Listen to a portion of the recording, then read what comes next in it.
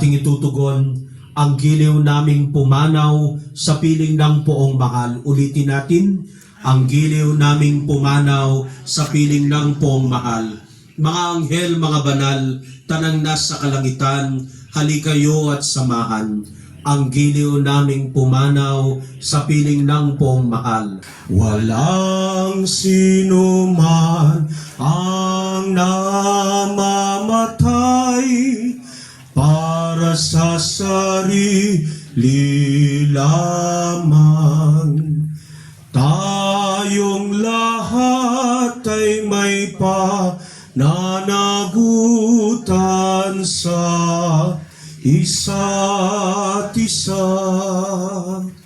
Tayong lahat ay tinipon ng Diyos na kapiling niya.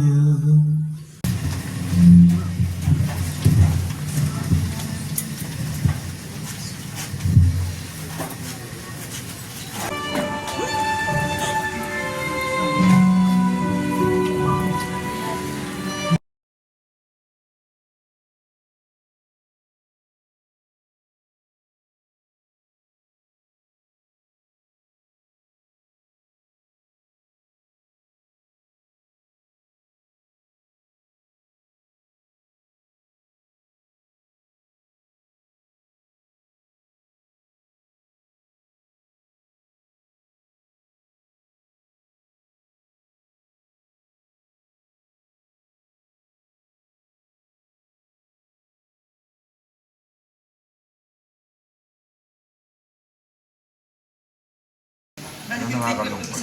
Hindi nga interview niyo ako. Ayoko sana magpa-interview about yung ano dahil siyempre hanggang ngayon. Nandun pa yun. Pero, ganun po man, buong pamilya namin, papasalamat ko namin doon sa tulong, talaga naman yung pagmamahal, kaya yung suporto sa akin, yung sa akin, yung pagmamalasakit, yung pag-aaruga sa anak. Kailangan na rin ako, wala para sa pinag-ibigay namin nanay, yung advice, hanggang nanay nga. Pero ganun po man. Nanay, pinag-ibigay namin. So, anong plano sa ngayon after wala si Manay, syempre na matagal mong nakasama, paano ang magiging ng career?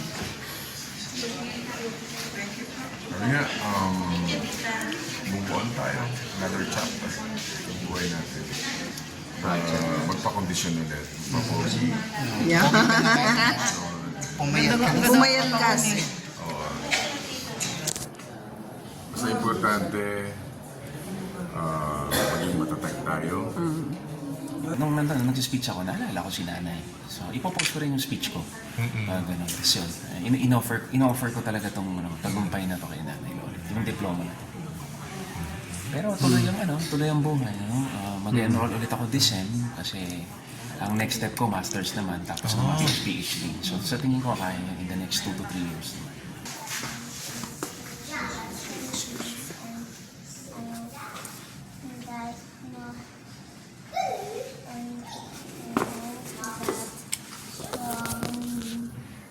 She'll be happy there. I love you in Jesus' name. Amen. Amen.